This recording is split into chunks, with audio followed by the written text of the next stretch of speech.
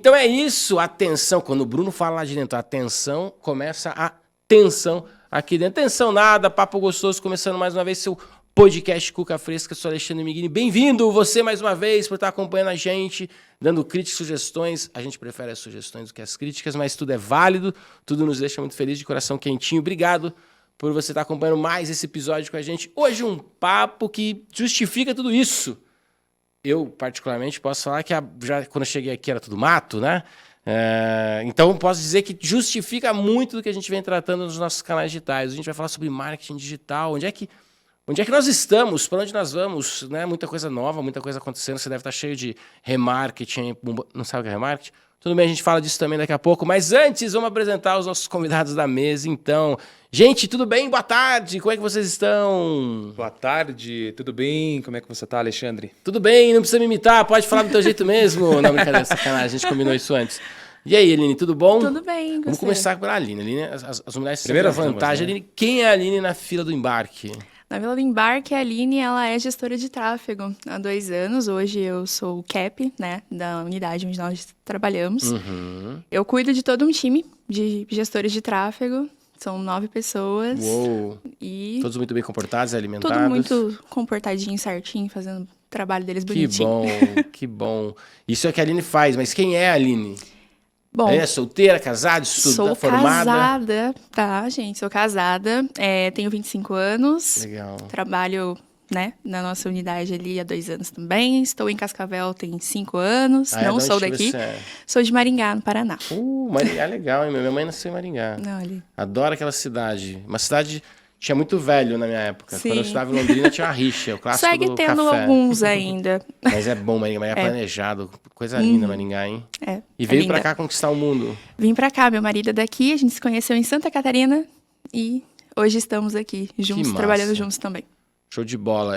A gente às vezes segue o coração e isso dá muito certo. Falo por mim mesmo. Eu sou de Toledo, eu não sou de Cascavel também, não. A gente grava em Cascavel, a nossa sede, todas elas são em Cascavel.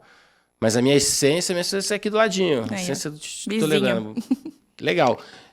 Mas a gente fala disso outra hora. Você vai ver que eu, de vez em quando, vou largar umas aqui. O clássico do café e o clássico da soja vão se encontrar. E aí, meu? Então vamos lá, né? Fala um pouco do Jonathan. Quem é o Jonathan aqui pra galera? Então, pra galera aí que me conhece, meu nome é Jonathan. Pra quem não conhece, também. Também é o mesmo nome, viu? É o mesmo nome. Então, eu sou natural de Curitiba, tenho 28 anos. Todo o meu background, né, da vida anterior não tem nada a ver com o assunto que a gente vai falar aqui hoje. Eu venho de família militar, né? Minha família sempre, todo mundo ali um pouco mais ligado nessa área de militarismo, disciplina. Então, eu também fui militar durante muito tempo. Trabalhei muito em chão de fábrica, então eu conheço ali como que funciona trabalhar sujo, peça o dia inteiro, bateção na cabeça e tudo mais. Que beleza. E migrei para essa área de marketing ali há 2 anos atrás também, quando a gente, né, ingressou ali na V4 Company. Então eu sou um cara ali um certo tanto quanto pragmático. Gosto de me atentar aos detalhes, tá? Também, né, para conhecer um pouco mais de mim, fui atleta de Muay Thai durante 7 anos. Olha lá, tem que cuidar das minhas piadas, semi-profissional então, e profissional. Cuidado, hein? Cuidado. Então, esse é todo o meu background de vida. Legal, cara. Também tem um Jonathan lá do Muay Thai. Acho que é o nome... Jonathans e Muay Thai são coisas que são semelhantes, eles se atraem, mas não tem problema. A gente sabe lidar. Bom, o nosso papo de hoje vai ser sobre marketing digital. A gente precisa abordar o que está acontecendo, porque, só para dar uma ambientação para quem está em casa, quando eu voltei de São Paulo, passei 20 anos fora da nossa região aqui, morei em Curitiba, em São Paulo, no Rio, passei um tempo na Alemanha, voltei para cá, beleza. E aí, para me reposicionar no mercado, eu fui estudar o marketing digital, porque eu percebi que muita gente mexia na época com o Google e com o Facebook bem errado. Né? Ou não necessariamente errado, mas aquém do que realmente podia ser. Estou falando aí de 2016, 2015, mais ou menos nessa época. E aí o que acontece é o seguinte, um belo dia, isso já faz um tempo, porque provavelmente foi no final da pandemia, no final de 2021, né, no final da pandemia, aí eu fui dar um treinamento de Facebook avançado em Francisco Beltrão, e quando eu abri o business do Facebook para mostrar algumas coisas, já no 2º dia de aula, o layout estava todo diferente. Tudo completamente diferente. E eu lembro que a primeira palestra que eu dei sobre redes sociais no Sebrae, aqui em Cascavel, teve um empresário que falou assim, Ale, não gostei da palestra. Falei, por quê? Não, porque você não mostrou como é que mexe no Power Editor. Falei, nossa, cara, olha como mudou. E hoje em dia a gente já está num outro cenário que não só layout, né? Essa vez lá em Francisco Beltrão, eu corri o olho rápido pelo telão, porque eu deixei para... Foi muito engraçado, porque durante o dia, um dia antes de começar o treinamento, eram 3 noites, eu mexi no Facebook para minhas contas dos meus clientes. Quando eu cheguei no treinamento e abri, já era outro layout. Eu tinha sido escolhido para ter o teste AB deles, né? Sim. E aí eu corri rápido o olho e falei, não, isso está aqui, isso está ali, isso está aqui. Ah, tá, então continua. As coisas estão ali, mas estão diferentes. E isso é um reflexo, né, de mudanças que a gente vem trabalhando. Então, só para ambientar as pessoas, o marketing digital é isso. Em resumo, muito rápido, é eu ter estratégias que flertam com o offline e o online e que eu consiga utilizar das ferramentas digitais para fazer o meu trabalho de posicionamento na cabeça das minhas pessoas, dos meus clientes. Total. Agora, como é que surge o marketing digital para vocês? Vamos falar um pouquinho do antes, né, para a gente falar um pouquinho do agora e depois finalizar com um pouquinho do depois, do futuro. Mas como é que surge para vocês isso? Essa é a minha história no marketing digital. Como é que surge para vocês isso? Para nós, assim, essa parte do marketing digital, a gente que já é de uma, digamos assim, de uma geração que é Me muito... chamou de velho na cara larga. Sim. De uma geração ali um pouco mais antecipada. Marketing, para nós, era muito aquele marketing de Instagram, né? Uhum. Eu vou fazer um post aqui. Eu vou fazer um blog aqui. Eu vou fazer uma assinatura assim, vou fazer uma assinatura assado, para que eu possa me munir de informações do que está acontecendo no mercado. Uhum. Então, para nós, o marketing, dando uns passinhos atrás, é muito isso. E a galera conhece muito isso. Até gerações passadas, marketing era panfletagem, marketing era buzzdoor, outdoor, aonde você tinha uma certa localidade onde pessoas trafegavam por aquele local e vinha um certo tipo de conteúdo. Já trazendo para os dias de hoje, marketing já não tem quase zero ligações com isso, né? Porque muda muito. Então, o marketing ele vai muito de encontro com a lógica de consumo de cada comprador. O que cada, né, falando de empresa, o que cada empresa quer comunicar para o seu comprador? O que ela quer transmitir? Ela quer transmitir segurança, ela quer transmitir boas ofertas, ela quer transmitir escassez. Então, tá ligado a muito como e qual é o canal onde ela pode aparecer para essas pessoas. Legal. Exatamente. E o meu papel é fazer que os anúncios certos apareçam para as pessoas certas no momento certo de compra, né? A minha história com o marketing, ela é um pouquinho parecida com a sua. Eu conheci durante a pandemia e eu comecei a fazer faculdade de marketing digital. Legal. Inclusive na Uninter, na época. Mas eu parei porque eu não gostava. Olha Por incrível lá. que pareça, eu não gostava. E daí eu troquei totalmente o meu foco para uma outra área.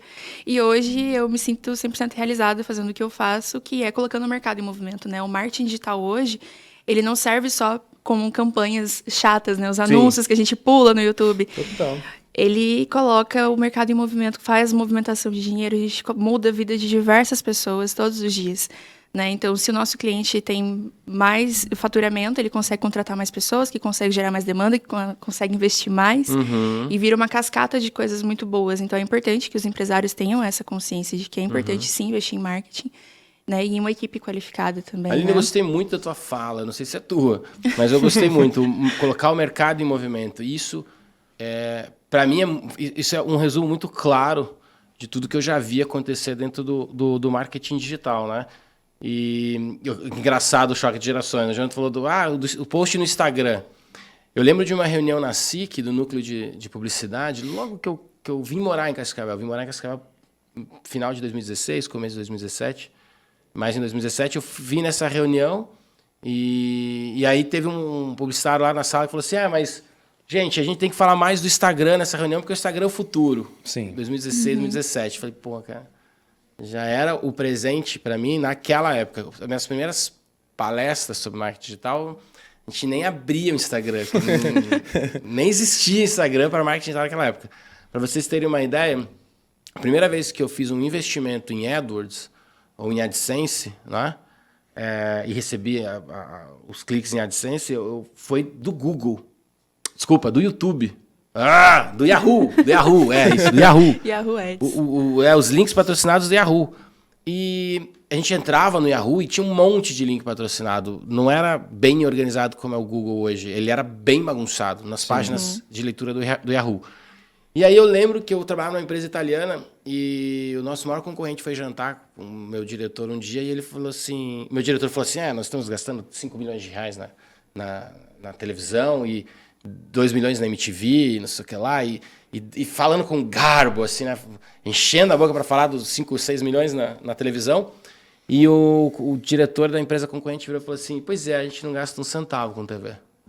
Aí, tipo, eu lembro que eles estavam conversando em italiano, mas eu sacava a conversa. Sim. Aí quando eu ouvi zero, niente, em TV, aí eu falei, pensei comigo, nada? Como assim nada na televisão? Esse cara tá louco, não tá gastando nada com televisão? Ele falou, a gente tá investindo em Yahoo Ads. E em breve tem coisa nova por aí. Eu lembro que a gente chegou na empresa no dia seguinte, eu cheguei na empresa no dia seguinte, abri o computador, entrei no Yahoo e tinha link patrocinado da empresa do cara em todos os cantos do Yahoo. Todos os cantos. Você entrava e tinha, era impressionante. Na sequência começaram, isso eu tô falando de 2005, 2006, 2007 talvez. E aí na sequência começou o Google, com os anúncios do Google. Para vocês terem uma ideia, a primeira landing page que a gente fez na época, o fundo era branco, então a gente escrevia as palavras-chave em branco. Se você clicasse com o mouse e arrastasse, aparecia as palavras-chave, senão ninguém via. E aí a gente burlava o algoritmo do Google. Daí começaram a surgir as black hats, as listas proibidas, né? Sim. E aí, mas enfim, até então a técnica de SEO era uma roubalheira. Aí fazendo esse arco para tua fala e puxando de novo o mercado em movimento, né? Movimenta o mercado, na verdade. O marketing digital movimenta o mercado. Eu queria que vocês falassem um pouco sobre que movimento, como é que a gente promove esse movimento? Como é que as coisas se mexem? Como é que a gente sai da traseira de um ônibus? Porque eu estou dentro da minha empresa, depois eu estou dentro do meu carro, depois eu vou para dentro da minha casa, depois eu vou para dentro do meu condomínio, depois eu vou para dentro do meu clube. E em todo momento, eu estou dentro do meu telefone. Então, como é que é esse mercado em movimento? Que foi lá dos links patrocinados de um Google e Yahoo da vida para toda uma rede, todas as nuances. Acho que até o Flickr deve ter AdWords hoje em dia. Acho que até o Pinterest deve ter. Hoje Pinterest tudo Ads, tem, né? E colocando ali, como você bem pontuou, o que é colocar o mercado em movimento? Você falou ali um negócio da TV, né? Uhum. Hoje é muito difícil a gente metrificar, por exemplo, quantas pessoas vão passar na frente do meu outdoor e quantas delas vão entrar em contato comigo para comprar. Uhum. Então, a gente já passou dessa fase. Eu tava vendo alguns podcasts um tempo atrás e o João Apolinário falava sobre muito isso, de como ele começou o marketing digital lá na época de quando a Polishop era, digamos assim, só vendia aquela panelinha, só vendia aquela frigideira. 0800 1406. Exatamente 011 1406. Exatamente isso.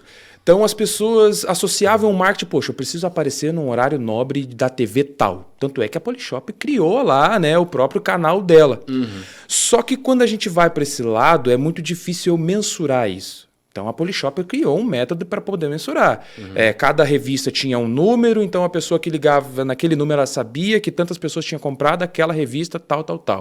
A pessoa que viu no horário tal a minha programação, estava lá, tal. Só que era um trabalho muito manual. Uhum. E trazendo para os nossos dias de hoje, como que a gente coloca o mercado em movimento? Eu não preciso mais ter um horário fixo, algo estático, aonde a pessoa precisa estar naquele exato momento assistindo algo meu. Uhum. Que provavelmente ela pode perder esses horários. Uhum. Hoje já não. Hoje basta, né? Eu sempre brinco com a Aline que o papel do gestor de tráfego é apertar botão. Uhum. Então é só eu apertar um botão e eu tô dentro do canal onde essa pessoa acessa. Então quando eu falo de movimentar o mercado é isso. Eu consigo aparecer em vários outros canais aonde eu quero que apareça, diretamente para o meu público. Não preciso esperar o meu público vir até mim, porque eu mesmo vou até ele. Então, é assim que a gente coloca o mercado em movimento. Exatamente. E vale ressaltar que o custo para isso é muito inferior a um anúncio na televisão, por exemplo. Então, hoje, sei lá, com R$6 por dia, eu consigo impactar 3, 4, 5 mil pessoas. E eu consigo definir quais pessoas eu quero impactar com segmentações, eu consigo definir exatamente o meu público-alvo, a minha persona da empresa. E é muito mais assertivo, né? Como o Jonathan falou, a questão da metrificação é muito melhor. Porque eu consigo saber exatamente quais são as pessoas que estão reagindo bem ou mal aos meus anúncios. Porque existe muito isso também, né? A gente colocar o anúncio e a galera não reagir tão bem. Mas é sobre isso, é sobre colocar o mercado em movimento anunciando para as pessoas certas com um custo um pouco menor. Que a gente consegue ter um controle muito maior do que a gente está investindo de fato. E conseguir também ter o controle de quanto isso está retornando para a gente, né? Porque não é só investimento, tem retorno também. Tem o tal do ROI para controlar aí, né? Exatamente. Você falou um negócio interessante, né? Você falou da persona. Uma vez um cliente chegou para mim e falou assim, Lê, eu queria vender pela internet. Aí eu perguntei, para quem? Ela disse, para quem quiser comprar. Eu falei, putz, é vago, cara. É vago, porque aí é mais barato você pagar um cara vestido de Teletubby na saída do metrô, com um alto-falante, dizendo, olha, agora tem aqui um preço maravilhoso, gente, é só... Para quem não tem noção de para quem quer vender, qualquer um serve, né? E quando a gente foca em quem já tem as características ideais para ser um cliente meu, o resultado é muito melhor. E na época a gente insuflou para ela, a gente sugeriu para ela 1 milhão de coisas, né, que daria para ser feitas. Como é que vocês trabalham isso? Como é que você sugere que seja feita essa identificação? Quando você fala persona, o que é a persona para quem está em casa? E como é que a gente faz esse afiar de machado, esse ajuste na mira para acertar, para ser mais assertivo numa estratégia? Um refinamento, né? Bom, todas as empresas sabem, de fato, quem são as pessoas que compram delas. Elas só precisam saber assertivamente quais são os hábitos dessas pessoas, os interesses que essas pessoas possam ter.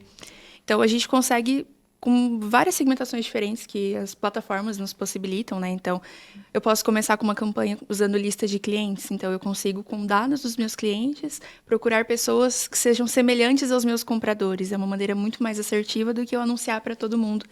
Ou para quem eu não sei, quem eu quero impactar. Então, definir persona tem todo um estudo que a gente precisa fazer junto com o cliente para poder mapear isso. Então, quais são os hábitos, interesses, idade, sexo...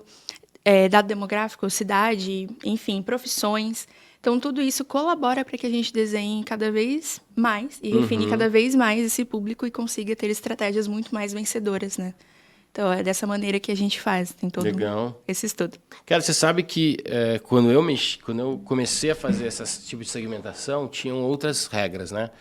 Por exemplo, eu conseguia... Tinha uma época que tinha um cara... Ele queria anunciar para funcionário de uma empresa grande de Toledo. Acho que é assim a história. E a gente conseguia... Tipo assim, quando você colocava eu trabalho aqui, então eu conseguia, através dos mecanismos, fazer um anúncio para quem trabalhava lá. Não sei se hoje em dia isso é possível mais, porque teve uma época que foi proibido, não rolava mais. Mas mesmo assim a gente conseguia achar pessoas com interesses em. Então, provavelmente se a pessoa está com interesse em tal lugar, porque ela trabalha lá. Enfim, ou universidade e tal. Como é que... Isso era uma puta de uma sacada. Vamos falar, nossa, eu anuncio para o funcionário da empresa tal. Então, era uma baita uma sacada. Uma outra coisa que a gente conseguia fazer era pegar o ID de cada um e lançar numa lista, né? E fazer. Como é que vocês veem hoje as baitas sacadas? Como é que a gente está hoje com baitas sacadas? O que é possível hoje de cruzamento, seja em rede social ou mecanismo de busca, YouTube... ou outras plataformas, como é que vocês veem hoje grandes sacadas? O que é possível ser feito para a gente gerar essa diferenciação? Nossa, tem bastante coisa que a gente consegue fazer. Hoje, as plataformas, elas dão muito mais possibilidades para a gente trabalhar em questão de segmentação de anúncios. A gente pode trabalhar comunicação, falar diretamente com a persona que a gente quer atingir, que isso traz aquele senso de pertencimento. Nossa, aquela pessoa está falando comigo, eu quero clicar nesse anúncio para saber mais. A gente consegue trabalhar o remarketing, que é aquilo que você falou no início. Então, o remarketing... Abre um parênteses aí. Explica o que é remarketing pra galera. O remarketing é quando você tá lá pesquisando uma chuteira para comprar e você começou a sua compra e por alguma razão você abandonou o carrinho. Aí você abre o teu Instagram, tem exatamente a mesma chuteira. Demônio daquele anúncio. Exatamente. Ele nunca mais vai te abandonar até você comprar. Então, vira o teu melhor amigo. Exatamente. Você pegar anúncio de pet shop, você acha que teu cachorro é teu melhor amigo? Não, o anúncio do treco pro teu cachorro é teu melhor amigo. Porque vai te seguir para sempre, né? Experimentem abrir os anúncios do Pedro Sobral. Vocês nunca mais terão paz na vida. Mas é isso. Então, o remarketing, ele trabalha com a maneira de reimpactar aquela pessoa para que ela finalize a ação que eu quero. Qual que é a ação que eu quero? Que ela compre. Porque lá no Google ela acessou o meu anúncio lá no shopping e ela não finalizou a compra. Então eu tenho que fazer de tudo para que a pessoa volte. A gente fala muito que hoje em dia a gente está disputando a atenção o tempo inteiro, porque tem muitas empresas anunciando. Então a todo momento a gente tem que chamar a atenção das pessoas que a gente quer impactar e reimpactar elas, porque senão a gente perde um dinheiro que a gente investiu ali. Então é importante ter essas estratégias. O que eu vejo de diferente que a gente pode usar é outros canais de aquisição. As pessoas estão muito focadas em Google e Facebook. Existem outros canais. Existe o Pinterest, tem o TikTok, que é uma plataforma que está crescendo muito, que tem exatamente o mesmo perfil de pessoas, de usuários do Instagram, por exemplo, que está com um custo muito mais barato. Então, é muito mais fácil e econômico de eu impactar aquelas pessoas. Posso trabalhar remarketing por lá também. Eu tenho o Yahoo Ads, o Twitter Ads. Eu tenho diversos outros canais que eu posso usar para chegar em qualquer pessoa que eu preciso. Então, você falou do TikTok. Bem. Como outras ferramentas que surgem, qual é essa balança de custo? Porque tudo que eu ouço falar do TikTok é que está muito caro, né? Está caro anunciar no TikTok, é caro ir para dentro do TikTok. Como é que vocês veem isso? É que depende muito do que a pessoa considera caro e barato. Né? Depende. Para mim, R$50 por dia num anúncio é caro. Mas para Coca-Cola é barato, entendeu? São pilas ali que a pessoa coloca para só alcançar mais pessoas. E também depende muito do objetivo de campanha que a gente quer usar. Então, se eu quero um objetivo de alcance, o custo por mim impressões, que é o famoso CPM que as pessoas falam, ele fica mais barato. Então, no Facebook se torna um pouco mais caro de anunciar, porque o CPM está mais alto, porque tem diversas empresas anunciando e disputando a atenção daquele usuário, né? Então, tem muito disso também. O valor está muito relacionado com a disputa que a gente tem para conquistar a atenção daquele usuário naquele momento. Então, o TikTok ele se torna um novo canal de aquisição por conta disso. O LinkedIn, quando começou, ele também cobrava uma bala, né? Nossa, ele cobra ainda. Hoje, né? Cobra hoje muito caro também. É caro, né? É caro. Todo mundo fala que para B2B, anúncios no LinkedIn são muito mais efetivos e tudo mais, tem algumas sacadas, assim, mas o preço também é uma fortuninha, né? Se você tiver o budget disponível, talvez valha a pena o teste. Eu acho que toda plataforma vale a pena o teste. E tudo depende também do objetivo da empresa, né?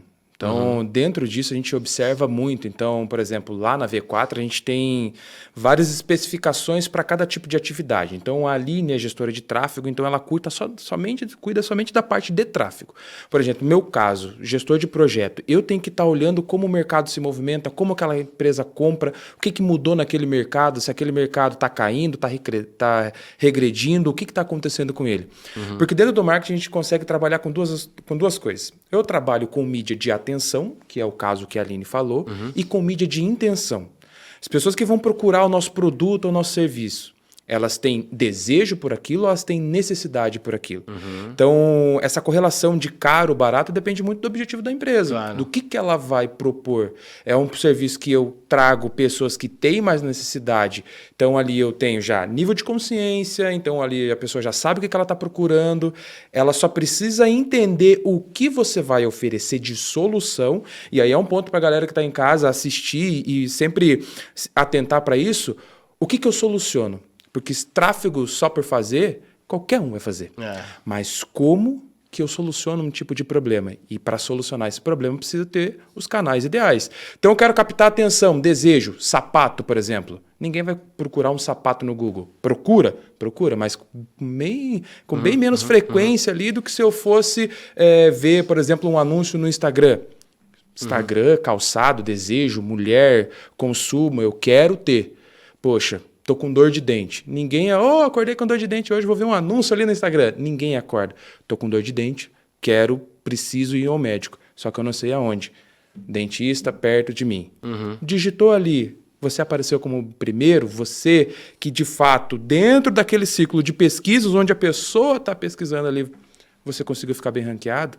Então é você que vai ter uma solução para oferecer para ela. Então depende muito do objetivo também que cada empresa, produto ou serviço, o que ela está oferecendo para as pessoas. Legal. A gente costumava dizer assim, barato ou caro, eu dava sempre um exemplo do chaveiro. Quando você acorda, vai sair, está trancado dentro de casa, ou quando você chega em casa à noite e quer entrar para dormir. É R$100. Só que quando você quer sair para ir trabalhar de manhã e tá trancado, R$100 parece caro. Eu uso uma analogia. Desculpe te interromper. Eu uso uma analogia dessa correlação de caro barato muito boa. Que eu, às vezes, para alguns clientes, eu dou treinamento de vendas e que eu falo para elas assim: Um carro de 300 mil reais para você, é caro ou é barato? É caro, né? A pessoa pode falar, tá, é caro, né? Dependendo da minha condição, é caro. Mas se eu falar, se esse carro de 300 mil reais é uma Ferrari, tá caro ou tá barato? As pessoas, tá barato. Porque ninguém compra uma Ferrari por 300 mil reais. Então é muito isso que você tem que correlacionar. O teu serviço é caro ou é barato? Depende. Depende do que eu vou solucionar. Então, as plataformas digitais, elas nunca vão procurar o cliente mais barato ou mais caro. Elas vão procurar o cliente ideal para você, para comprar de você. E aí, todas essas alavancas de mexer caro, barato, reduzir custos, aí é um outro tipo de processo, é um assunto bem mais delicado. Bem, com certeza. A gente está batendo bastante aqui em redes sociais e tal, mas o marketing digital ele é muito maior do que apenas olhar para dentro das redes sociais. Como é que, se vocês pudessem trazer alguns pilares que são importantes para a gente levar em consideração numa estratégia de marketing digital, o que vocês trariam para a gente compor esses pilares estratégicos? A V4 tem, né? Exatamente. Eu ia falar, a V4 tem os pilares. Só que dentro dos pilares da V4, a gente antecede para algumas estratégias antes, falando de negócio, aprofundamento de negócio. No mundo do growth, né, para quem não sabe ali o que é growth, é uma mentalidade que a gente tem de buscar constantes alavancas de crescimento dentro de um negócio. E existe 4 pilares dentro do growth, né, que é o produto ou serviço, o que eu vendo, o que eu resolvo. O mercado, né, para quem eu vou vender isso, né, se eu vou vender para mais homens, mais para mulheres, por qual canal eu vou vender isso, e também o modelo de negócio. A partir do momento que eu vendi, o que eu consigo extrair disso? Eu consigo vender para mais pessoas, eu consigo vender mais vezes, eu consigo vender por um valor maior.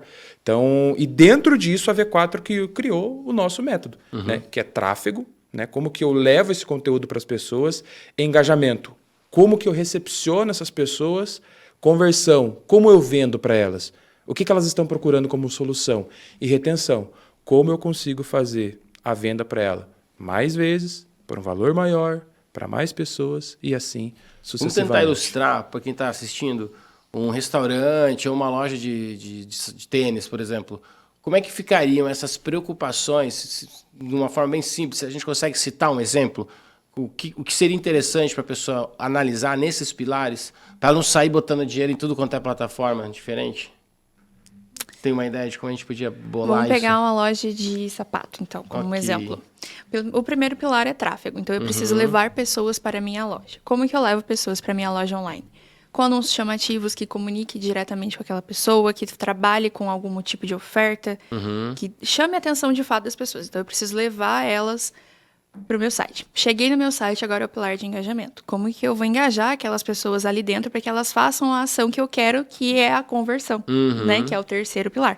Então, é ter um e-commerce bonito, ter uma loja atraente, que tem uma vitrine muito bem disposta, com informações do produto, avaliações, tamanhos disponíveis, estoque, calcular frete, enfim, tudo isso entra nesse pilar de engajamento do usuário. Beleza, correu tudo perfeito dentro do site dentro do cara. do site. Vamos pensar fora de campanha, vamos pensar dentro da plataforma. Beleza, tem todas essas informações ali dentro, o meu usuário selecionou o produto, ele foi lá e comprou. Perfeito, ele chegou no terceiro pilar, que é a conversão. Como que eu retenho ele? Com estratégia de e-mail marketing, eu posso ter automações de WhatsApp, por exemplo, que mande lembretes para ele a cada 3 meses, ou depois de, 90 dias mandar uma pesquisa de satisfação, entender como que ele gostou, se foi a boa experiência de compra, se não foi, feedback e tudo mais. Não precisa esperar 90 dias, né? Você pode fazer antes, mas tem gente que tem esse período. Claro. E também entender o período que a pessoa compra. Então, a pessoa comprou hoje, daqui 3 meses ela vai comprar de novo. Aí ela comprou daqui 3 meses, depois ela comprou daqui 3 meses de novo. Então, eu sei que o LT, né, que a gente fala que é o lifetime da pessoa, é 6. Então, a cada 6 meses eu vou estar reengajando aquela pessoa que eu já paguei lá no começo para que ela compre novamente. E é o pilar de retenção. Então, tem diversas estratégias diferentes que a gente consegue usar, tanto para negócio local, quanto para e-commerce, quanto para infoproduto. Tem diversas metodologias diferentes que a gente consegue aplicar, mas o caminho é basicamente o mesmo. Tentar sempre manter a nossa base ativa e trabalhar esses pilares isoladamente. Legal. Você falou do e-commerce, falou de loja física. Como é que está sendo a procura por esses empresários, por esses lojistas? Porque é muito comum a gente encontrar dentro do universo, né, que a internet oferece, de marketing digital, muita coisa no YouTube, muita coisa do Google, a gente encontra assim, estratégias para e-commerce, estratégias para sua lojinha online, estratégias para mostrar sobre... Como é que vocês veem esse balanço? Qual é o empresário que mais busca o marketing digital hoje? É o e-commerce? É a loja física? É o infoproduto? É o afiliado? Como é que a gente está recebendo esse empresário hoje? Isso depende muito, cara. A gente sempre fala, né, que marketing é para todas as pessoas. Uhum. Marketing é para todas as pessoas e para todas as empresas, mas nem todas as empresas são para o marketing. Então, a gente classifica que as empresas que mais necessitam, né, de marketing hoje são pequenas e médias empresas, né? Tanto por conta de posição, de ter uma boa posição no digital, de ter uma boa visibilidade, porque tudo isso conta. Porque se eu implemento um processo numa empresa onde ela não tem nenhum tipo de processo, das duas uma, ou tem a chance de dar muito certo, ou tem a chance de eu afogar e acabar com essa empresa de fato. Uhum. Então, a gente mede muito, né, as empresas que mais procuram a gente, a V4 no caso, as pequenas e médias empresas, que já investem ou que nunca investiram, que estão na fase ali que a gente chama de encontrar os indicadores, como eu posso escalar todo esse processo. Então, se fosse para definir aí, são as pequenas e médias empresas. Legal, independente do nicho do negócio. Independente, independente. A gente sempre fala que é uma padaria. O cara que vende churrasquinho na laje, ele tem que estar anunciando no Google. Tem que estar. Não tem por que não estar ali. Porque a gente fala muito sobre tráfego pago hoje, né? Trazendo para a atualidade, marketing de lá de trás para o hoje, a gente fala muito de tráfego pago. Só que o tráfego pago, ele potencializa aquilo que já existe. Se não existe nada, não tem o que eu potencializar. Então, é bom ela ter um bom posicionamento lá dentro do Google, por exemplo, no Google Meu Negócio. Tem as pessoas que indicam ela para mais pessoas que comentam. Por quê?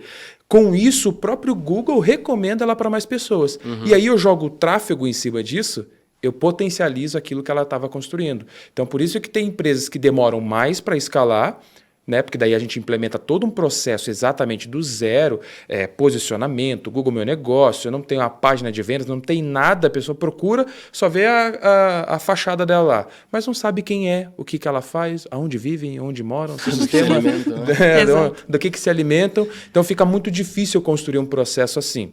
Agora uma empresa que, por exemplo, já investe uma quantidade e que fala, porventura, marketing não é para mim. Opa, peraí.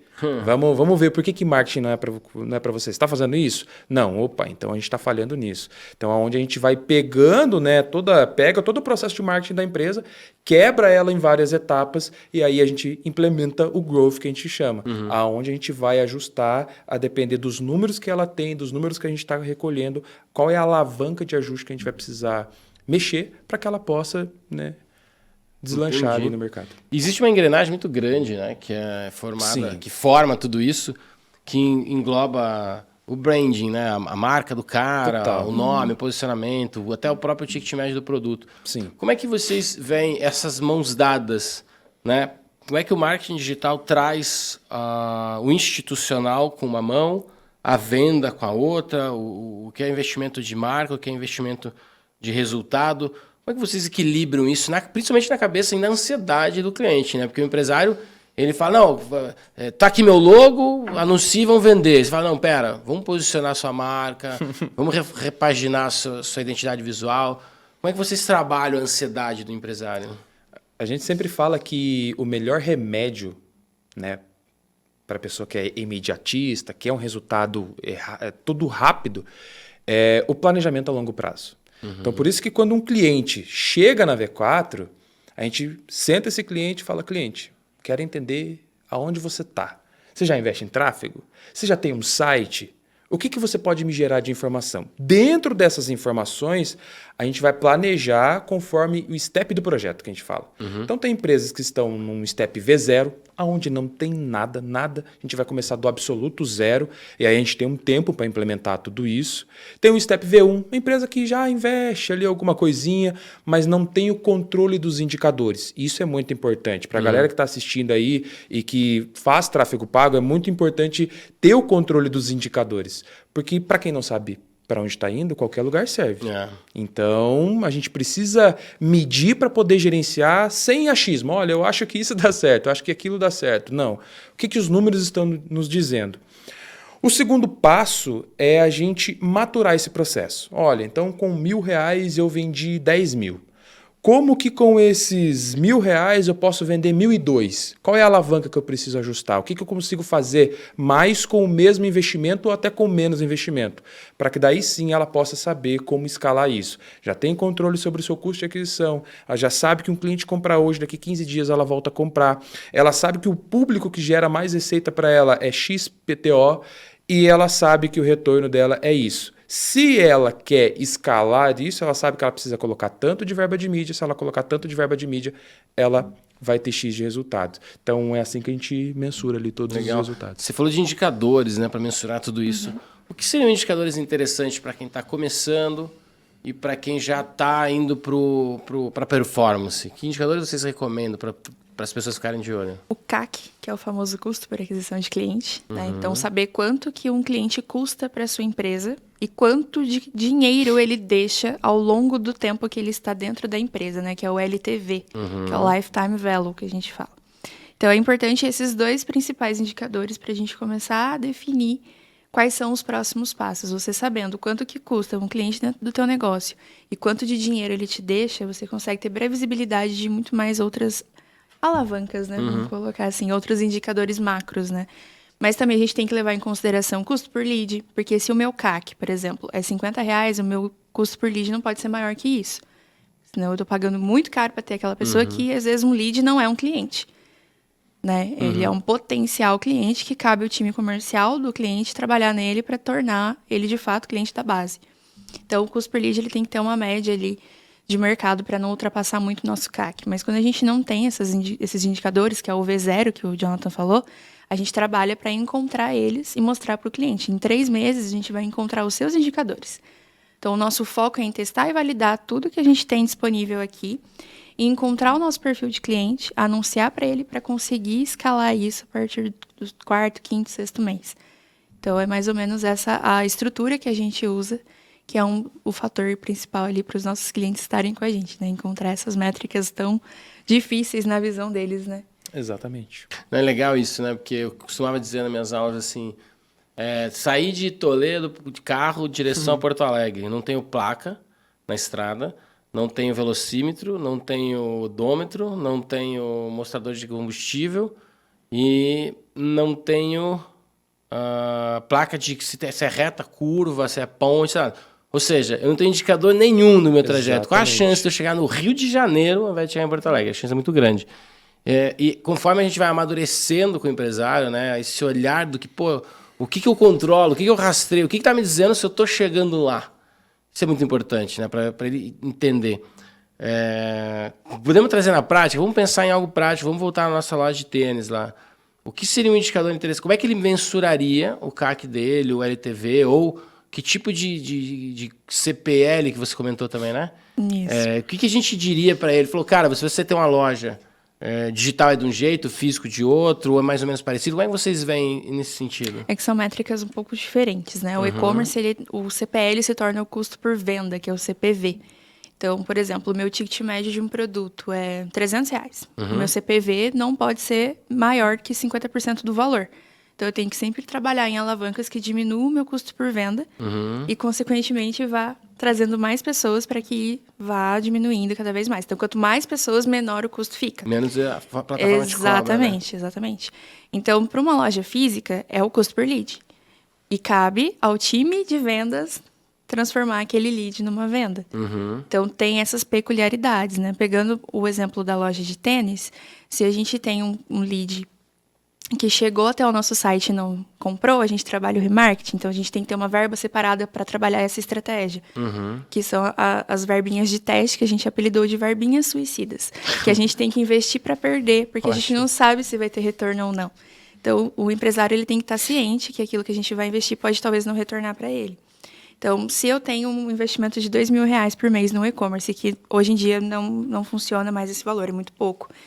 Mas se a gente pega esses R$2.000 e 5 clientes meus compram R$1.000, eu já paguei Todo o meu investimento ainda tive um lucro em cima. Como que eu calculo a LTV? Se eu já tenho todo o meu histórico de dados, é mais fácil de saber que o comportamento de compra do meu cliente é a cada 3 meses. Mas se eu não tenho, eu tenho que buscar estratégias externas para cativar aquele cliente a voltar a comprar de mim. Então, a Magalu faz muito bem isso. Toda vez que a gente compra alguma coisa e fica períodos de 60, 90 dias sem comprar, eles sempre mandam mensagem, mandam um e-mail, te dando um cupom de desconto. Para que você volte a comprar na plataforma. Volta Exatamente. aqui, meu amor. O iFood Estamos te também aguardando, faz meu isso. amor. Volta aqui. O iFood faz muito isso. O iFood faz muito isso com aqueles push notification. Então, se você fica uma semana sem comprar no iFood, já é um sinal de alerta para eles. Eles vão lá, te notificam. Você lembra que tem um iFood no celular e faz a compra. Então, todas essas empresas, elas têm muito bem calculado qual que é o lifetime de cada um. Então, tá na hora daquele cliente ali comprar de novo com a gente. Vamos lá, cutucar ele, dar uma oferta que ele com certeza vai voltar para comprar. Legal. Isso é muito claro.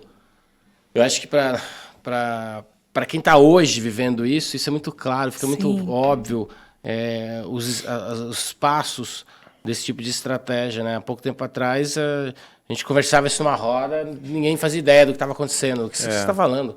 Hoje em dia, eu acho que... e a gente vai voltar a falar disso mais para frente. Mas antes... Eu queria perguntar para você, se você falou assim, quando eu não tenho histórico, eu preciso jogar conteúdo para esse cara vir para dentro da minha rede ou pesquisar sobre mim em algum lugar, para ele começar esse flerte com a minha estratégia digital. E nesse ponto eu faço um arco com uma frase de 2010, 2000 Guaraná de rolha, faz bastante tempo, do Bill Gates, que é o conteúdo é o rei, né? Que é uma fala que hoje em dia ninguém mais quase nem lembra que foi o Bill Gates que falou isso, há muitos anos atrás. Todo mundo acha que foi o Sheldon, do Terry, mas tudo bem. Então, o que isso quer dizer? Como é que a gente traduz isso em estratégia hoje?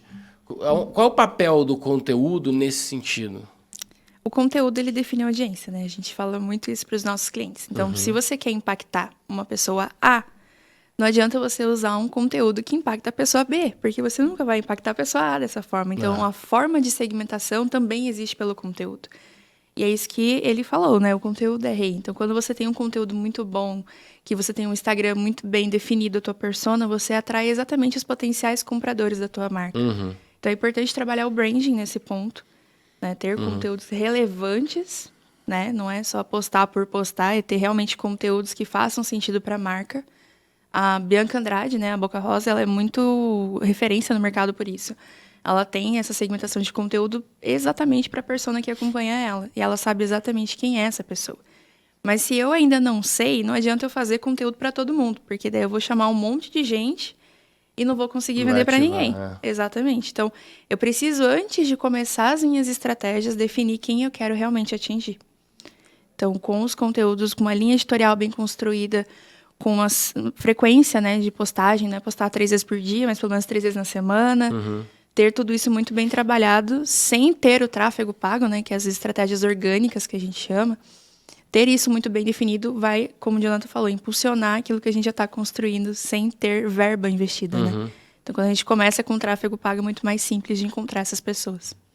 Legal. Você falou do orgânico, a pergunta de $1 milhão, né? O orgânico morreu... Vocês acham que o orgânico morreu? A criatividade perdeu espaço para grana, para dados, para data science? Hoje em dia, como a gente pode comprar a atenção das pessoas, né, literalmente falando, tem que ter muito bem estruturado uma audiência para que você consiga ainda vender algo no orgânico. Porque o orgânico, ele tá ali. Ele é um trabalho a longo prazo, é o looking ahead. Que precisa existir ainda, Exato, precisa, porque tudo é correlacionado, né? Tanto a mídia offline como online, tudo é correlacionado. Então, o orgânico, ele precisa existir, sim. Só que é aquela coisa do planejamento a longo prazo. Tem que ter ciência que aquilo vai demorar um pouco mais. E com o tráfego pago, você impulsiona um resultado que você teria daqui 3 meses. Essa é a relação. Tem uns negócios muito loucos, né, cara? Como a ferramenta muda, né? Eu lembro de um post que a gente produziu. Eu fazia consultoria para uma agência. E eles produziram um post para uma empresa de óculos, né? Em 2015, 2017, 2016, não lembro. E aí tinha uma época onde você fazia um post do tamanho da tela do telefone, né? E aí o Facebook ele deixava só o quadrado, né, aparecendo. Quando você clicava, abria inteiro. Então, o que a gente começou a fazer? A gente começou a esconder mensagem no rodapé. Né? A gente dividia a imagem em 3 tamanhos, dividia em 3, porque 2 era o que aparecia e o terceiro ficava escondido. Então, a gente fez um post que era assim, toque aqui, sei lá. E era um fundo vermelho e um óculos, o contorno de um óculos branco. Só o contorno, né? E aí toque aqui, alguma coisa assim, toque na tela, sei lá. Aí a pessoa tocava, abria a imagem inteira, era uma imagem comprida, não 16 por 9, não, 16 em pé, e aparecia o rodapé, que ficava escondido no post. E no rodapé estava a mesma imagem do óculos, com uma digital na lente, escrito dedo no óculos não, digital no óculos não, uma coisa assim. Né? Aí a gente colocou uma grana para dar um boom na postagem, e quando atingiu 240 mil pessoas, né, impactadas, tiramos dinheiro, paramos o investimento. E esse post, ele teve ao todo, não lembro o número de visualizações nem de cliques, mas ele teve ao todo 740 mil pessoas impactadas. Tinha o link do e-commerce da loja. Eu lembro que a gente fez uns cálculos lá, malucos, que o pessoal de probabilidade fez. Deu 200, sei lá, 2 alguma coisa por cento de conversão. Ou seja, a gente teve X, desses 700 mil pessoas impactadas, foi X cliques, e desses X cliques, 3 vendas. O post ajudou a vender 3 óculos, cada óculos de 400, 500 reais. Então, teoricamente, pagou o mês, né? Cara, extremamente orgânico. Mas colocou uma graninha no começo, lá, foi R$48 que a gente gastou para impulsionar esse post, né? Na época. Público muito bem engajado, porque era uma rede social bem trabalhada e tal. Mas o orgânico falou muito, porque era um novo tipo, não vou, sei lá se o nome é meme, não sei como é que chama isso, mas era um tipo de anúncio que de tempos em tempos se inventam formatos de anúncios novos, né? Tipo anúncio em 3D, aquele anúncio que tem 2 barras, e aí o cara põe a mão assim, dá a impressão que está em 3D, ou o anúncio que o cara mexe com o anúncio de baixo. A gente fez um anúncio uma vez que era para Páscoa, que o cara derrubava um vaso e começava a encher o post de baixo de chocolate. Era um post de comprido que a gente dividia em 2 quadradinhos para Instagram. E daí o de cima interagia com o de baixo. Lógico, você tinha que dar play para dar impressão. Mas era o orgânico, nossa, arrebentava de visualização. Hoje em dia está cada vez mais difícil o orgânico fazer esse papel, né? Como é que vocês veem essa construção do conteúdo? Olha, a quebra de padrão, né? Que é o tipo de conteúdo que você falou, que é instigar o usuário a tomar uma ação relacionada àquele conteúdo. As pessoas, elas não estão mais tão focadas em conteúdos orgânicos por conta da facilidade de conseguir alcançar as pessoas que a gente quer com o tráfego pago. Mas a quebra de padrão, ela tá muito atrelada um pouco, eu acho que tá robotizado a questão da criatividade. Então, a quebra de padrão hoje, a gente vê muito mais em anúncio do que em post. Porque a gente compra a audiência da pessoa, a gente não precisa construir um relacionamento com ela ali dentro do Instagram todos os dias, né? Ter horário para postar story bonitinho, falar com as pessoas e tudo mais. Isso existe muito, mas é mais uma estratégia com influencers. Você pode reparar que a maioria dos influencers ainda segue muito isso, que são as publis, né? Então, eles têm ali um perfil super engajado e tudo mais, mas as marcas mesmo, elas estão fugindo disso. Elas estão fugindo de fazer esses conteúdos mais trabalhados. Uma referência que a gente tem muito clara é a Coca. A Coca, sempre no final do ano, a gente fica ansioso esperando o comercial do Natal para ver o que eles vão fazer de diferente. Marketing sensorial, né? Exato, porque sempre emociona. Mas quebra de padrão, uma empresa que sempre faz muito isso é a Chili Beans. Eles têm uns anúncios muito diferentes, né? Que é aquela sensação do 3D. Então, usar muito desse do sensorial faz sentido, sim. E as pessoas deveriam usar um pouco mais disso no orgânico também. Né? Então, a gente sente que talvez a criatividade esteja ficando um pouquinho de lado. Melissa, né? É um bom Melissa. ponto. Hoje, pouco provável você ver um anúncio da Melissa. Mas você passa num ambiente onde tem uma loja da Melissa, você reconhece ela por onde? Pelo cheiro. Então, todo mundo quer... Poxa, esses dias eu fui passear no shopping com a minha esposa... E ela só passou. Passou 2 semanas, tinha um monte de coisa da Melissa lá em casa que eu nem sabia de onde tinha surgido aquilo. Mas por quê? O que ela associou? O cheiro. Então o cheiro foi, poxa, eu quero, foi lá, comprou um cheirinho para casa, foi lá e comprou um outro sapato de não sei o que lá. Porque mulher é assim, né? Bateu ali, gostou, foi. Esse é o melhor marketing de atenção que a gente tem, é as nossas esposas. Então, é muito isso. E falta isso também para as empresas, trabalhar esse marketing sensorial. Coca-Cola também é um bom exemplo.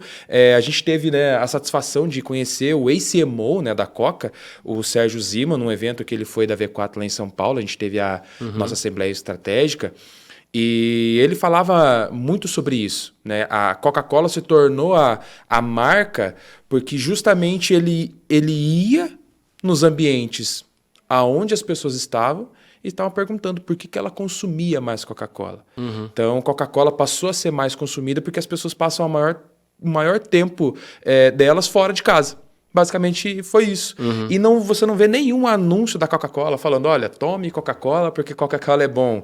Tome Coca-Cola com o seu hambúrguer, por exemplo. Não tem.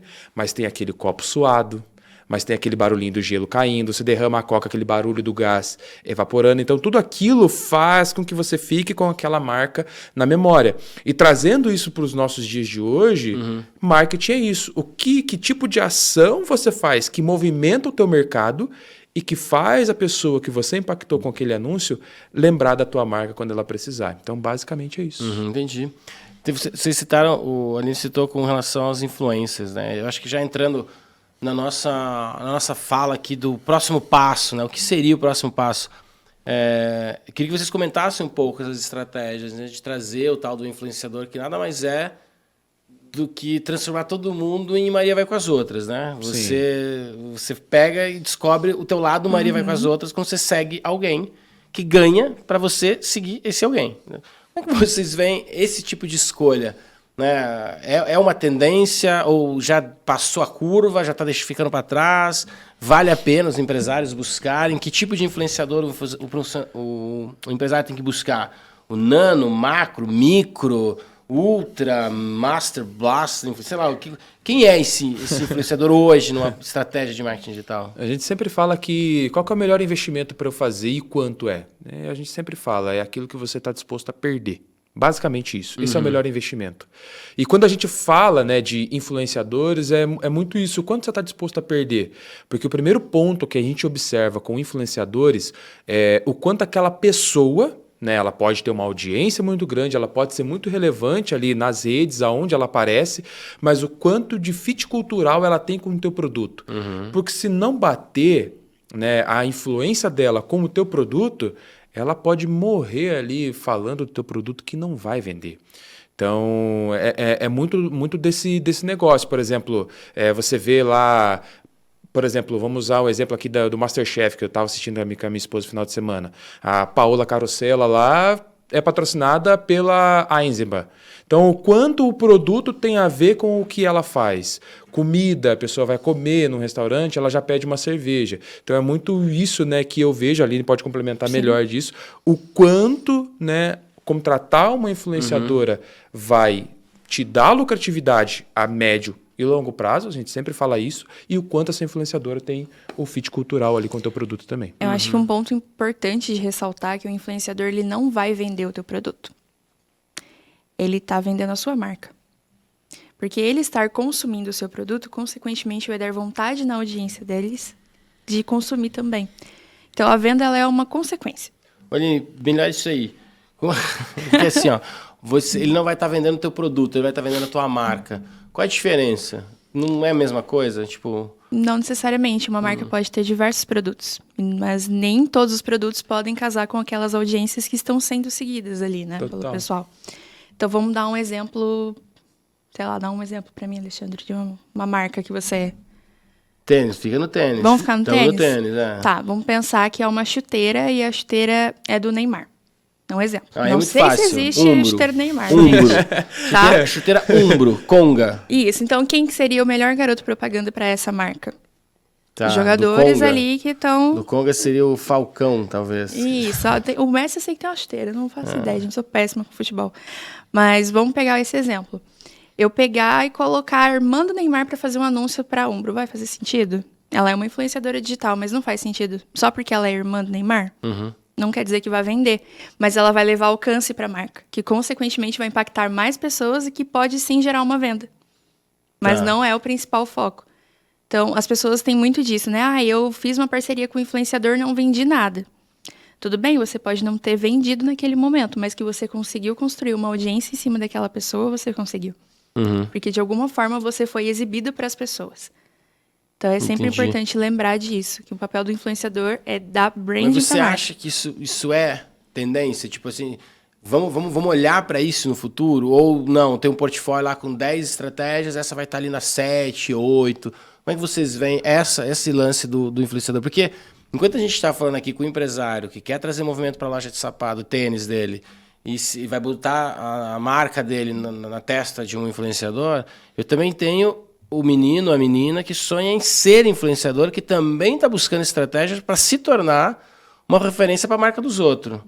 Então, essa pessoa que está vendo isso, ela está atrasada? O empresário vai deixar de investir nisso? Você acha que isso é uma estratégia que está fazendo uma curva ou não? Ou, gente, tem espaço ainda para micro, nano, por exemplo, um influenciador desse bairro, um influenciador na faculdade, né? Porque quando eu penso, por que eu estou provocando esse assunto? Quando eu penso numa estratégia de influenciador, muito Maria vai com as outras. Vem na minha cabeça, o fazedor de Marias vão com as outras, né? Então, beleza. Então, vamos supor, eu sou uma universidade, aqui, por exemplo, o Centro FAI, onde a gente grava, e quero investir numa estratégia de influenciadores digitais. Legal. Eu tenho, na faculdade, um influenciador? Saca? Eu já iria nesse lance, que é o nano, no caso, o nano ou o quantum, no caso, o Homem-Formiga, então o quantum influenciador, que é o cara que vai ser a pessoa mais conhecida do campus, ou dos campi, porque tem dois, um em Toledo e um aqui em Cascavel. E, pô, vamos investir nesse cara. Aí esse cara, de repente, atravessa a barreira do micro, ou melhor, do quantum e vai pro nano. Aí ele se torna um influenciador de Cascavel. Cascavel conhece o cara, Cascavel Toledo conhece o cara. Pô, de repente a estratégia deu mega certo, eu tô investindo no cara e virou um micro influenciador. Ele vai influenciar o Paraná, sei lá. Eu imagino algo bem complexo, não simples. Por isso que eu pergunto, cara, será que vale a gente ter no portfólio, quando eu vou falar com um empresário, eu tenho um restaurante aqui de sukiyaki. Puta, qual o tamanho da colônia japonesa na nossa região? Qual o tamanho das pessoas, do número de pessoas que sabem diferenciar sukiyaki de yakisoba? Coisa mais comum do mundo, você liga no restaurante japonês, ela tem sukiyaki? Ele fala, não, mas tem um yakisoba. Falo, caraca, a China e o Japão se odeiam e você vende as duas coisas, né? Mas tudo bem, brincadeira. Como é que vocês veem esse tipo de coisa? Né? Tipo, onde é que eu vou com o influenciador? Vale a pena a gente investir nisso? Depende muito da relação que ele tem com a audiência dele. Legal. Eu costumo dizer que os grandes influenciadores, eles perdem um pouco do controle das pessoas que seguem eles e fica muito mais difícil de você criar um relacionamento que seja genuíno com aquelas pessoas. Então, a chance dele me impactar é menor. Porque eu penso, tem, sei lá, 3 milhões de pessoas que seguem esse cara.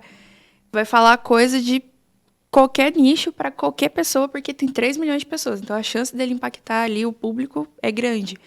Mas quando eu tenho uma audiência que é um pouco menor, entre 10, 20, 30 mil seguidores, não que seja pouco, mas é uma galera, o relacionamento ele fica mais estreito. Sim. Então, eu consigo trabalhar aquilo de uma forma muito mais inteligente e usufruir daquilo. Se eu tenho uma pessoa que pode ser a cara da minha marca e que tem exatamente as pessoas que eu preciso para minha marca, como seguidores, faz todo sentido eu usar isso como uma das estratégias.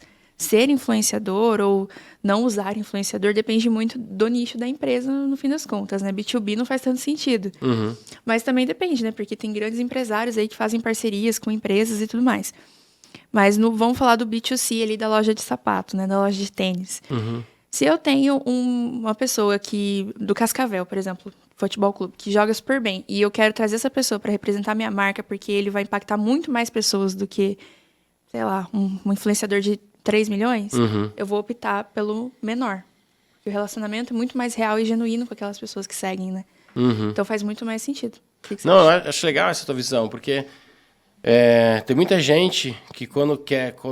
A estratégia de colocar pessoas, né, colocar tua marca na testa de pessoas, ela é muito antiga. Né? O Marcelo Serpa, quando ele trabalhou o reposicionamento... Acho que foi o Marcelo Serpa, o reposicionamento da Havaianas, que antigamente era o Chico Anísio, que falava, não solta as tiras, não dá cheiro, e vem em 3 cores, branco, preto e branco. Azul e branco, preto e branco, e vermelho e branco, sei lá, azul e branco, preto e branco, uma coisa assim. E aí sai o Chico Anísio e entram os famosos. Eu lembro de um comercial que era o Marcelo Novaes encontrava uma senhorinha na rua, em Copacabana, e falava assim, ai, Marcelo, sempre quis você, não sei lá. E vou te levar pra tomar banho comigo. Eu mostrava o pé dele de Havaiana, vou te mandar pra tomar banho comigo. Aí ele falava, minha senhora, como assim, né? Não, porque o meu chuveiro dá choque, e com Havaianas aí borracha não vai dar choque. Então, eu lembro dessa comercial até hoje. Então, essa coisa de botar a marca na testa de uma pessoa conhecida, ela não é nova, mas a novidade talvez seria colocar a tua marca na testa de alguém que realmente tem um fit com o produto, né? Que tá ali usando. O jogador de futebol seria uma grande sacada, né? Uhum. Tem muitas empresas que fazem isso, né? De patrocinar grandes jogadores. Mas, às vezes, você patrocinar um jogador de um clube um pouco menor pode te dar muito mais retorno do que você patrocinar um jogador de milhões. Pois é. Até porque patrocinar um jogador de milhões custa milhões, né? Isso foi um ponto que você colocou bem legal. Depende do risco que essa pessoa tá disposta a tomar. Porque tudo tem um risco. Então, por exemplo, a gente tem um grande exemplo que a gente usa muito influenciadores ali para os nossos clientes, que é a Odonto Company, que eles têm uma parceria muito forte com o Rodrigo Faro. Faz total sentido. Tem fit com a marca, o cara de boa feição, tem um sorriso também bonito. Agora, por exemplo, vou pegar o Tiririca lá e vou colocar como ele para influenciar a marca. O que ele vai trazer disso? Não dá, então é muito disso. O quanto você quer tomar de risco e o quanto esse influenciador faz fit cultural com a tua marca. Porque senão também pode ser um baita tiro no pé. Tiro no pé. A gente vê pessoas que estão expostas à mídia, né? Fazendo se metendo em confusão e levando o nome da marca junto. Gente, e para o futuro? O que vocês imaginam que seria um caminho para se deixar muito em voga no marketing digital? O que a gente seguiria? O que a gente não pode deixar de fora? O que vai virar? Porque a partir do momento que eu tenho o homem se tornando celulocêntrico, né? Eu digo que tem pessoas que se eu colocar minha mão entre o celular dela e o sol, o cara vai achar que é um eclipse, né? Porque ele gira em torno do celular dele. Ele é celulocêntrico. Então, se a gente tem essa tendência chegando, se a gente tem essa realidade, isso não vai mudar. Deve piorar, a gente talvez não precise mais do device, né? A conexão ela vai estar, né? Estar e ser. Então a gente vai ser conectado, beleza. O marketing digital, ele jamais deixa de existir daqui para frente. Sim. Total. O que a gente tem que ficar atento daqui para frente? O que vocês acham que pode ser um alerta para os empresários? Primeiro esteja no Google Meu Negócio. Né? Esteja no Google. A gente pode até brincar de 1, 2, 3, inteligência artificial. Nossa, sim. É isso. É isso. O quanto a inteligência artificial tem mudado muito as plataformas. Hoje você pode integrar, por exemplo, o teu time de copy a digitar um input dentro de, seja lá, batata doce no Docs, interligado com a inteligência artificial, ela me dê ali 5 frases que estão relacionadas à batata doce. Ela vai te listar. Então, as pessoas... Essa é a minha visão, né? A Aline pode colocar a visão dela. As pessoas têm que estar muito ligadas à inteligência artificial. O quanto a inteligência artificial pode colaborar para ela, tanto na operação de marketing, quanto para os resultados de marketing também. Eu concordo 100%. O caminho da tecnologia é isso, né, gente? Inteligência artificial, se você não pode com eles, junte-se a eles. E basicamente. É literalmente isso. Esteja no digital. Se a sua empresa ainda não está no digital, por favor, vamos colocar. Ela já está. Ela já está. Você pode não saber, mas ela já está. Teu cliente já te colocou lá. Exatamente. Elogiando ou reclamando de você no Elogios e Reclamações Nossa, Toledo. sim.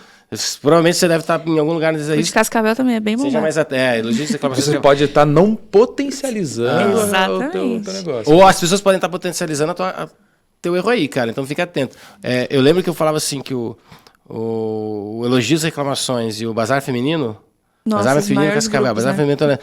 E Elogios e Reclamações. Toda cidade tem esses dois. Sim. E é impressionante como as pessoas se sentem à vontade para descer a lenha, mas ir lá dar um elogiozinho ninguém quer, né? É difícil. Exatamente. Você tem que pagar para alguém lá falar bem de você. Isso é impressionante. Eu acho legal esse lance da inteligência artificial em 2 pontos. Uma vez eu vi um cara, há muitos anos isso, não é novo, ele virou para mim e falou assim, eu vou acreditar em inteligência artificial quando, na época a gente discutiu o Watson da IBM, quando eu perguntar para o meu telefone, por exemplo, assim, qual é a melhor data, ou qual é a melhor, monta para mim a melhor situação para eu levar meu filho para Disney.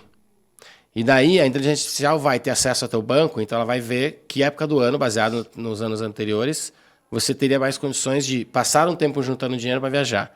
Ela vai ver o tempo, com base no canal do tempo, ela vai dizer, aquele mês, ela vai cruzar tuas férias com as férias das crianças, ela vai fazer uma série de cruzamentos, vai dizer 15 de junho. Exatamente. E aí vai te explicar os porquês. E eu olhei aqui, eu ouvi aquela. Isso eu ouvi há muitos anos. E eu falo, putz, cara, eu acho que eu, empresário, eu tenho que ficar atento a isso. Como, por exemplo, o que eu chamo de código fantasma, né? Eu chamo de código fantasma quando você fala que. A gente falou de tênis, aí amanhã tá aparecendo remarketing de tênis e a gente nunca clicou em nada, né? Exatamente. Porque os bichinhos estão ouvindo. As pessoas falam, tá, eu quero anunciar nisso. Quando alguém falar cumbuca perto do meu celular, eu quero que apareça a marca da minha cumbuca. Eu falo, cara, você não tem isso. Você entra lá na tua planilha de mídia, você não tem lá. Anunciar quando alguém fala perto do telefone, R$10 por mês. Você não tem essa opção, né? Mas você tem todas as outras opções que flertam com o microfone que está aberto em algum momento. Eu acho que a gente precisa estar atento a esses movimentos, porque uma hora a inteligência artificial vai te abrir para anúncio. Total. Mas, cara, as pessoas estão fazendo aqui pesquisas e fique atento que o teu negócio pode aparecer aqui nesses resultados, como são os snippets, sei lá o quê, do Google, que são aquelas pequenas perguntinhas que todo mundo faz, né? Acho que esse é um grande desafio para os gestores de tráfego saber posicionar os clientes aqui dentro. Uma outra coisa legal de inteligência artificial que eu vejo, hoje eu me dei conta disso. Quando você abre o ChatGPT, eu não sei se algumas pessoas já me disseram que para elas não aparece assim, mas você abre lá o ChatGPT e vai ter umas sugestões de prompts. Né? Vocês já olharam o número que tem ali embaixo? Nunca reparei. Eu também nunca tinha reparado. Você tem conta no ChatGPT, Bruno, para abrir aqui na TV? Não tem. Mas embaixo está escrito assim, 12 de 55 mil opções de prompts. É impressionante os resultados de opções que eles te dão ali embaixo. Aí você clica em lista. Aí tem lá, prompt para Midjourney, prompt para Wall-E, não é? Enfim, sei lá, o de imagens do próprio ChatGPT, sei lá. Prompt para livro com uma palavra, prompt para escrever como humano, 55 mil opções. Acho que são 55 mil opções, se eu não me engano. Aí eu olhei aquilo e falei, caraca, dá para eu ficar 4 dias clicando aqui para ver quais são os prompts que ele já tem pronto. É só você clicar ali e dar os inputs certos, ele já manda para você. Você não precisa... Desde que a primeira vez que eu ouvi falar de ChatGPT foi em novembro do ano passado. E eu não dei muita bola, porque eu falei, ups, isso aqui rouba o meu negócio, né? O primeiro impacto que todo mundo tem, isso aqui rouba o meu negócio. Então eu não dei muita bola. Aí quando foi janeiro, acho que janeiro ou março, eu ouvi falar de novo. Eu falei, opa, pera, não. Agora eu entendi. Não é pouca coisa, não. Comecei a prestar mais atenção. E aí eu fiquei muito atento nesse formato pago e tudo mais. E talvez seja por isso que aparece isso para mim e tal. Mas eu ouço muito as pessoas falando a respeito da seguinte questão. O ChatGPT é legal se você sabe como perguntar para ele. Cara, como perguntar para ele é a última coisa que você vai precisar saber quando ele virar a chave. Porque ele não é o fim, né? Ele é o meio. Tô chegando em casa, putz, cara, deixa eu falar aqui com o ChatGPT, que controla a minha casa, no WhatsApp. Dá uma olhada para mim, vê se tem tudo que eu preciso para fazer um jantar. Total, cara, total. Ele é o fim. Desculpa, ele é o meio, ele não é o fim. O fim é gestor da tua casa. Aí o ChatGPT vai, liga a câmera, conversa com a Alexa vai dentro da geladeira, vê que não tem, ele devolve para a Alexa que não tem, a Alexa já faz a compra no Walmart, sei lá, já entrega na sua casa e o ChatGPT te devolve um áudio. Já tá tudo pronto. Você vai fazer um fettuccine à putanesca com sua ragazza, sei lá. Né? Não sei, eu acho que o ChatGPT é o fim. Para marketing digital, a pergunta de $1 milhão. Para mim ainda não tá claro o que fazer. Mas esse número de prompts ali embaixo já me dá vários insights de como as agências, por exemplo, tem agência atraindo o cliente assim... você não precisa abrir o ChatGPT e digitar lá o que você quer. Você já tem aqui um layout. Quem, o que, quando, como, por quê, quanto. Você preenche, entra, ele já gera uma postagem, né? Então as agências estão atraindo pessoas. Também acho que ainda não é o fim. Talvez ainda seja o meio. É que as pessoas associam a inteligência artificial, por exemplo, construa 5 frases assim, assim, assado. Construa 5 frases de batata. Não é só para isso. Como começa, né? Exatamente. Então, quando você faz isso, você está dando inteligência para que ela venha construir para várias outras coisas. Por exemplo, não sei se o teu WhatsApp já atualizou, mas antigamente você mandava ali um áudio e ia só o áudio para a pessoa. Agora, atualizou por conta da inteligência artificial, o áudio ele quebra todo aquele efeito surpresa que a gente tinha. Poxa, fulano não costuma me mandar áudio, mas ele me mandou áudio. Então vou ter que o quê? Ouvir. Ah, não, fulano me mandou um áudio, dá para eu ver aqui agora. Porque ele transcreve. Eles transcrevem justamente o áudio a transcrição do áudio. Ele transcreve o áudio pela inteligência artificial. Então quebra... Aqueles caras que odeiam, né, Marco? Eu falei o nome aqui, não pode. Aqueles caras que odeiam receber áudio. A gente tem que ficar gravando, escrevendo, parando o carro. Que absurdo, eu tenho que parar o carro para mexer no telefone. Isso é uma absurdo, sacanagem. Exatamente. E quando lançou essa versão ali de transcrever o áudio do WhatsApp, ele escrevia lá um baita absurdo lá. Por quê? Ele estava decodificando a voz da pessoa ainda pela inteligência artificial para que ele pudesse ter os prompts para justamente corrigir ali em tempo real cada fala do que você falou. Então, hoje você pode ver que está melhor. Ele já não vem mais com tanto erros.